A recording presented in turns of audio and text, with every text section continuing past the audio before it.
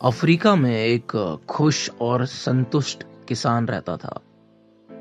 वह खुश और संतुष्ट था। एक दिन उसके पास एक ज्ञानी व्यक्ति आया, जिसने उसे हीरो की अहमियत और उसकी ताकत के बारे में बताया। ज्ञानी व्यक्ति ने कहा, अगर तुम्हारे पास अंगूठे के जितना भी हीरा हो ना, तो तुम एक शहर खरीद सकते हो। और अगर तुम्हारे पास मुट्ठी के बराबर का हीरा हो, तब तो तुम शायद अपने देश के मालिक ही बन सकते हो। ऐसी बातें किसान को बताकर वह ज्ञानी व्यक्ति वहां से चला गया। उस रात किसान बिल्कुल नहीं सो पाया। वह नाखुश और असंतुष्ट हो गया। वह नाखुश इसलिए हो गया क्योंकि वह असंतुष्ट था, और असंतुष्ट इसलिए हो गया क्योंकि वह नाखुश था। डिससैटिस्फाइड था और सैड था, राइट। अगले दिन सुबह अपने खेत उसने बेच दिए और घर वालों की देखभाल का इंतजाम करके वह हीरो की खोज में निकल पड़ा।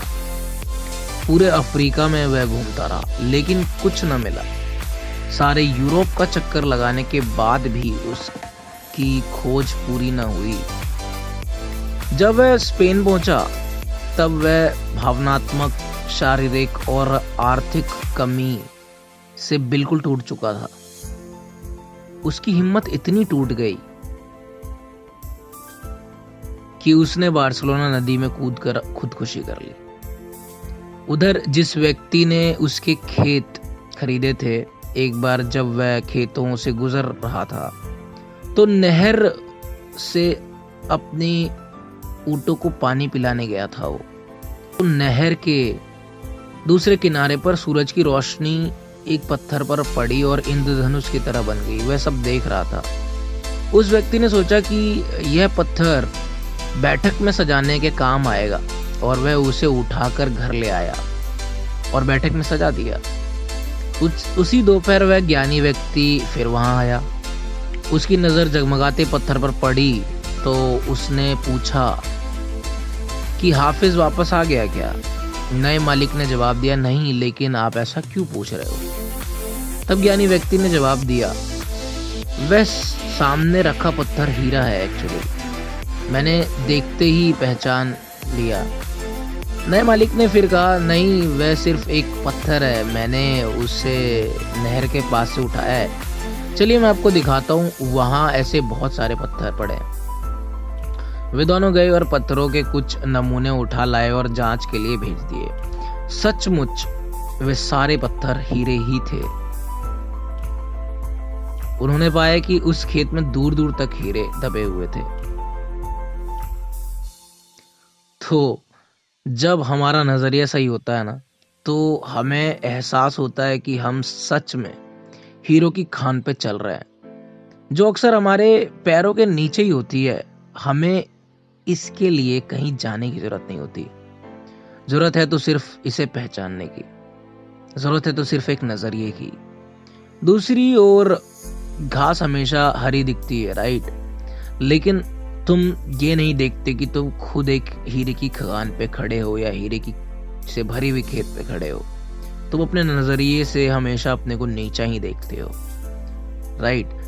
जैसे हम ये सोचते हैं ना कि दूसरों का स्थान हासिल करके हमें खुशी होगी, उसी तरह दूसरे भी यही सोचते हैं कि हमारा स्थान पाकर उन्हें भी खुशी मिलेगी। इसी ख्वाबी सोच को लेकर लोग अदला बदली को तैयार रहते हैं। जब लोग मौके को पहचान नहीं पाते, तो अवसर का खटखटाना भी उन्हें शोर लगता है। इसलिए सही फैसला सही समय पर करना बहुत ही अहमियत रखता है। तो आपका नजरिया जो है ना, वो बहुत ज्यादा इंपॉर्टेंस रखता है आपकी लाइफ में, कि आपका जो एटीट्यूड है वो कैसा है, आप चीजों को किस तरह से सोचते हो। बहुत से ऐसे लोग हैं जो उनको वो एक विनर होकर भी अपने आप को लूजर समझते हैं, और यही नजरिया उनको बर्बाद कर देता है। जैसे वो किसान, वो एक विनर था, वो एक विजेता था, लेकिन अपनी ही नज़र में वो गिर गया जब उसको हीरे की अहमियत पता चली। उसको पता ही नहीं था कि उसके खेतों में हीरे ऐसे ही फेंके पड़े हैं,